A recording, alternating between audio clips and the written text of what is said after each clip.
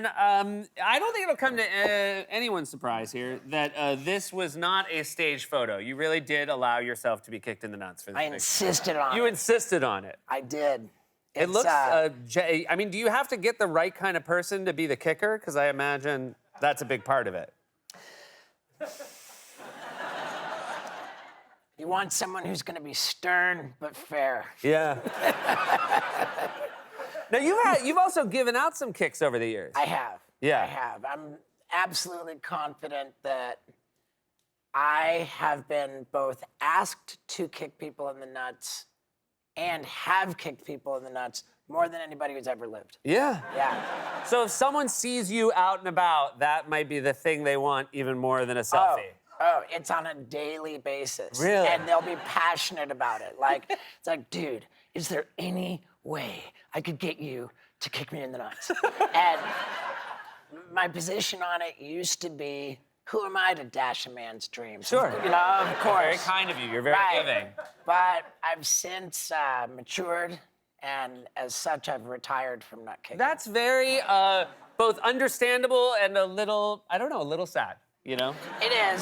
It is, but that's just not the kind of energy I'm trying to put out there anymore. Yes. You know? Well, I like that this book is sort of a mix of the old and the new. Yeah. I think maybe an example of the old is to promote the book, you went driving on a truck in sort of, I guess, like a porch swing? Is that? It was exactly a porch swing. Uh-huh. We built a porch swing onto a cube truck, and that's me going over 50 miles an hour down a freeway in Los Angeles. Gotcha. Now, I think people assume that you are a man without fear, but that would actually not be true. And I would imagine one thing is that you have to face a lot of your fears when you write a book like this. Yeah. And this book actually starts by saying, I started this book as a joke, but then it gets very honest about the issues you faced over your life, including issues like addiction. Was that the plan when you started, or did you sort of find that in the writing? I put out a memoir in 2011. It was a New York Times bestseller. It has a 5-star rating on Amazon. Like, by every measure, it was my proudest work. And over the course of 10 years since that book came out, I thought, man, my life has been like even crazier since then. I got another book in me. So I reached out to my literary agent who said, sadly, memoir part 2 is not a thing. So you need to come up with some kind of angle on it. And what I landed on was a book of wisdom gleaned from a lifetime of terrible decisions to serve as a vehicle for telling all the crazy stories from the last 10 years. So it's basically a memoir wrapped up in a self-help book, but Correct. it does actually have elements of both. Right, it's about 90%, wow, is this guy nuts? And 10%, he might have learned something from that. Another fear you faced is, sort of later in life, you started doing stand-up, which Yep. I think might be scarier to some people than any of the things, the stunts you've done in the films. Was it scary for you the first time you did it? How'd it come about? Well, the first time I did it was now 16 years ago, 2006. I got invited to a comedy club. Somebody asked me to do a stunt on stage at the comedy club. I showed up totally wasted, no plan, walked in and thought, wow, the craziest stunt I could possibly do would be to try stand-up.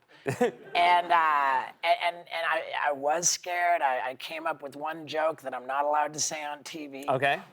It got a laugh, and I was addicted to the idea of it. Ended up really, really going for it. And yes, in the beginning, it was more scary than anything.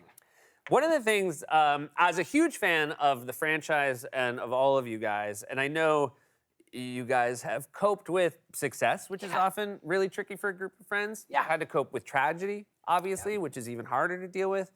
But it's been really special to watch you guys continue to make content. Right.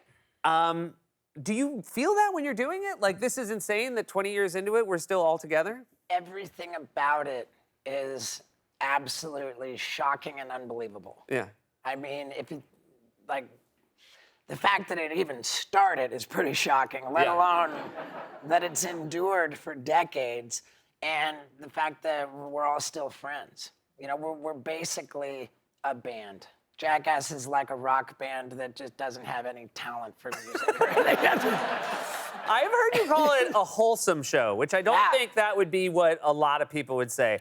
Make a case real quick as to why Jackass is wholesome. Oh, I absolutely maintain that it's wholesome because it's devoid of anything mean-spirited.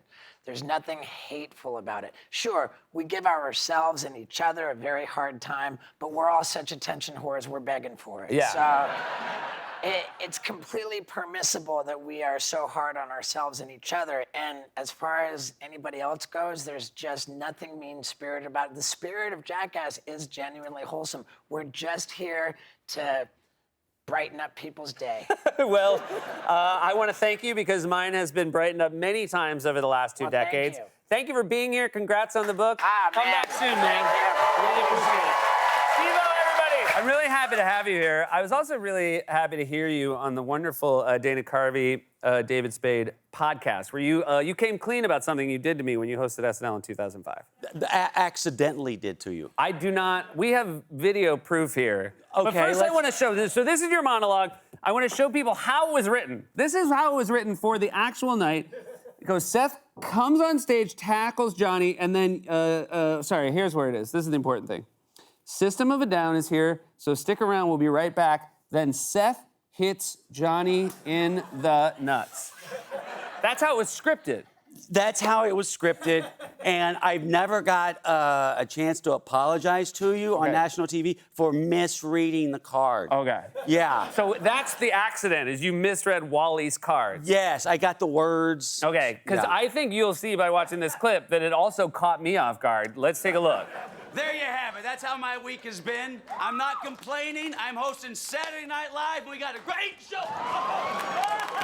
Great show tonight. Yeah. System of a Down is here. Oh. Stick around. We'll be right back.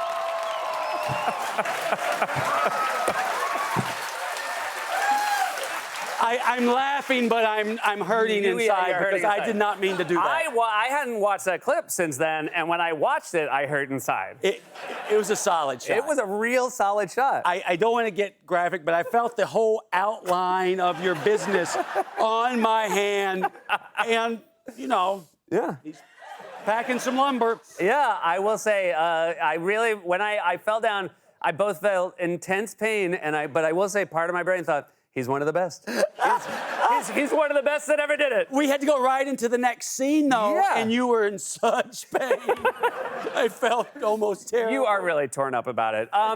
Congratulations. So this is a very novel take on a phenomenon that's been happening a lot in the last decade plus about rebooting classic sitcoms. But this is a really cool take on it. How would you explain reboot? Well, it's a show about a show. The main characters, we all get a chance to, we didn't get along when we first made the show. It was like a Family Ties type of, not Family Ties, but Like Family Full Matters. House. Yeah, Full House, A Full yeah. House type of show. And then we get a chance 15 years later to remake the show, and we all have our things, our obstacles, and picture this. I play a naughty comedian who has overdone it in his past. Maybe drank a little too much at times. Yeah. A And- stretch, as it's known in the A acting bit. stretch.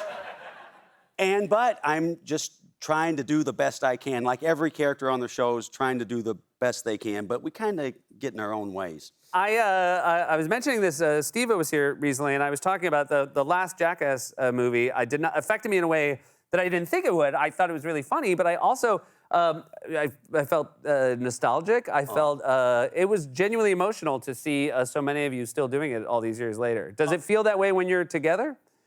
First of all, thank you. And yeah, it does feel pretty wonderful when we're together. I mean, it's nerve-wracking and a lot of things, but I mean, we've been friends for 20 years and we created something that grew into whatever it is. And yeah, it's special. It's cool to, I mean, nothing sort of endures that long, and it is, I think it reminds a lot of people about their friend groups, which is sort of lovingly idiotic, and that comes across all the time. Sure, everyone did silly things like this growing up with their friends, and We just didn't think to monetize it.